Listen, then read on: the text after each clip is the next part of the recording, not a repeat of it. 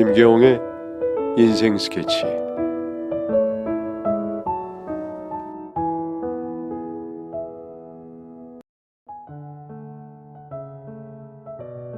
하지만 자꾸자꾸 신경이 쓰이고 내 아들이 맞으면 어쩌지?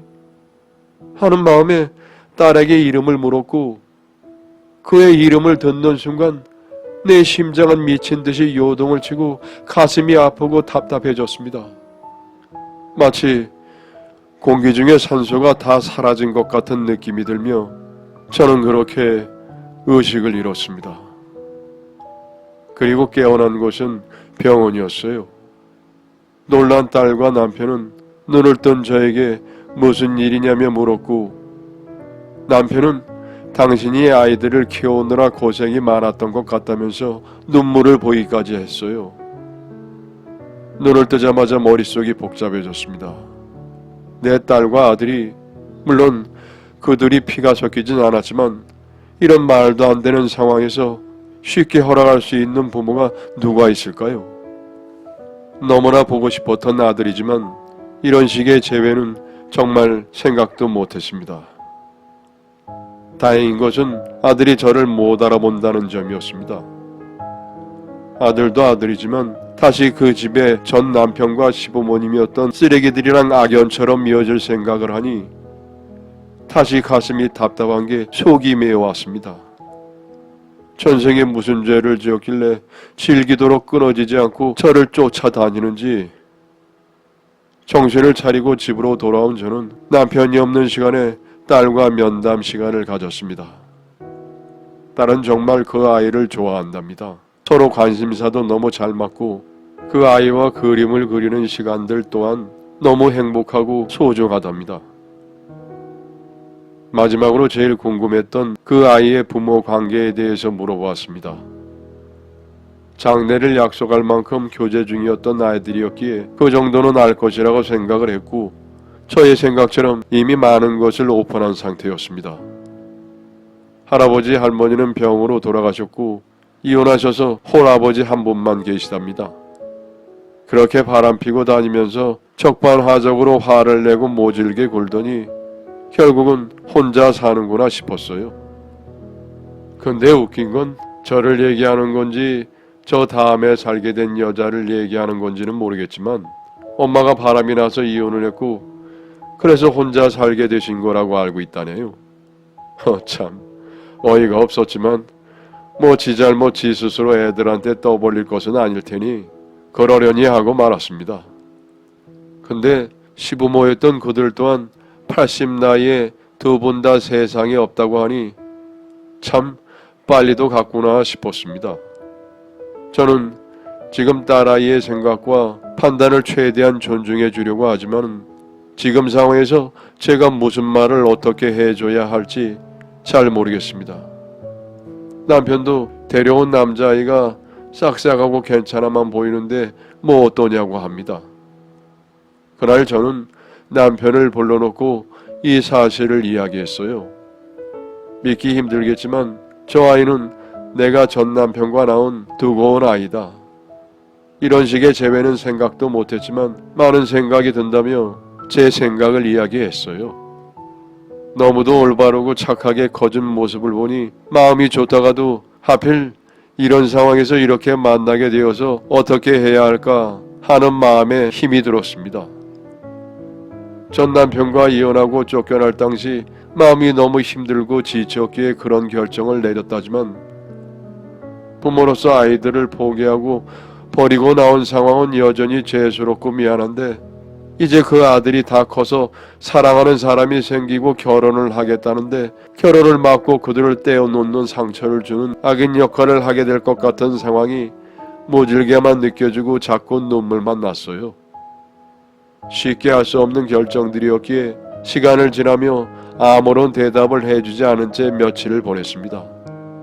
딸은 허락을 해주지 않는 저희들을 설득하려고 그런 것인지 내 남친은 착한 애라면서 수시로 남자친구를 집에 데려와서 보여줬고 그때마다 저는 참지 못하고 눈물을 쏟아내었습니다.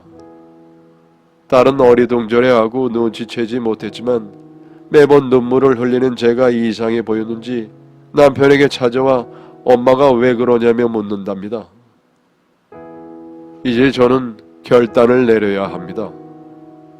어떻게 해야 할지 남편은 제가 어떤 결정을 내리든 저의 결정을 존중하고 당신의 판단에 따르겠다고 한 상태입니다. 저는 어떻게 해야 맞는 걸까요?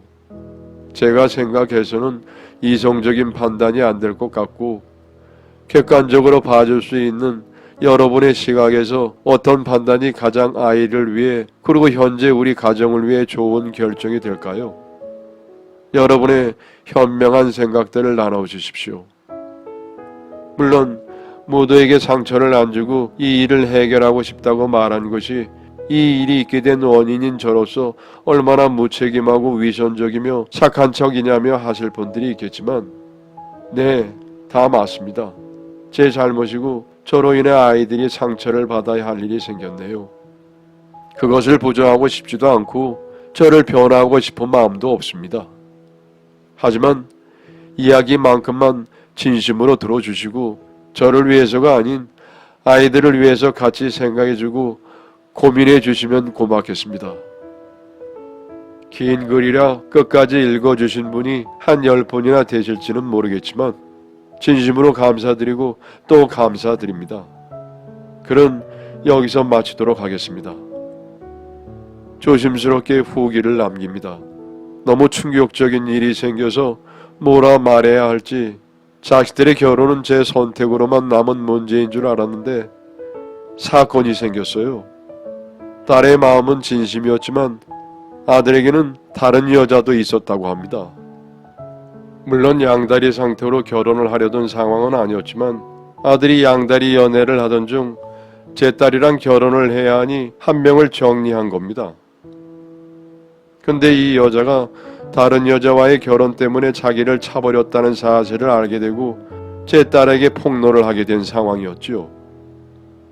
나름 결혼 전에 여자를 정리하려고 그랬나 봅니다. 근데 아무리 그래도 그럼 연애 시절에는 둘을 동시에 만났다는 거 아닙니까? 딸은 좌절했습니다. 저도 너무 충격적인 이야기라 손이 떨렸어요. 핏줄은 핏줄인가? 그래도 내 뱃속에서 나온 아이인데 그들 부자가 나에게 똑같은 아픔을 줄 것이라고 생각을 못했거든요. 2대에 걸친 악연, 딸은 방에서 처박혀서 나오지도 않고 있습니다. 너무 큰 배신감에 마음을 닫아버린 건지 음식도 안 먹고 있습니다.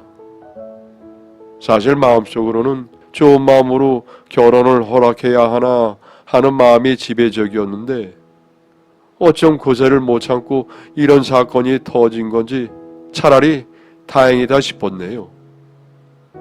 아들에게 저의 존재를 이야기하고 그래도 내가 낳은 내 아들이니 따로 좀 챙겨주며 지내고 싶었는데 그 마음도 싹 사라졌습니다. 역시 꿈꿔 사는 게 답이었나 봅니다. 남편은 밖에 나가 집 앞에서 끊었던 담배를 뻐끔뻐끔 펴대며 한숨만 쉬고 있네요. 모든 것이 제 잘못이고 저 때문에 일어난 일인 것 같은 생각이 듭니다. 2대에 걸쳐 찾아온 이 악몽과도 같은 악연은 이번이 과연 마지막일까요? 언제 또 다시 만나게 되는 것은 아닐까 두려운 생각만 드네요. 무섭습니다.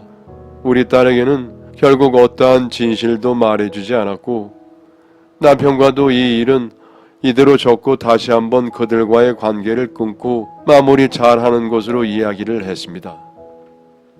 상처받은 마음을 치료받기 위해 정신적인 치료도 받으며 잘 때마다 수면 음파나 빗소리 같은 백색 소음을 틀어놓고 자고 있어요.